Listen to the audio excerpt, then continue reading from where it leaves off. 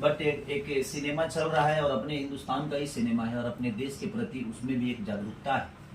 तो सर से हम सब ने बात की है और सर का भी डिसीजन रहा कि अगर हम इस भीड़ में आएंगे तो शायद हम अच्छे परफॉर्म नहीं कर पाएंगे, क्योंकि कोई भी सामान अगर आपको जगह ही नहीं मिलेगी तो आप बेच कहाँ पाएंगे। और एक बेहतर सिनेमा चल रहा है तो उस भीड़ में हम भी सोचे कि और सर हम सबकी राय से ये चीज़ें हुई कि नहीं, हम थोड़ा सा आगे जाते हैं, इसको दशहरा पे लेके आते हैं। और सर ने हमारी सुनी तो सबसे ज़्यादा लॉस तो इनको ही है, क्योंकि एक बड़ा सा अमाउंट होल्ड होना बहुत डिफिकल्ट होता है कि आदमी होल्ड करे किसी भी चीज़ को, और इतना बड़ा अमाउंट इतनी महंगी सिनेमा को होल्ड करना थोड़ा सा डिफिकल्ट है।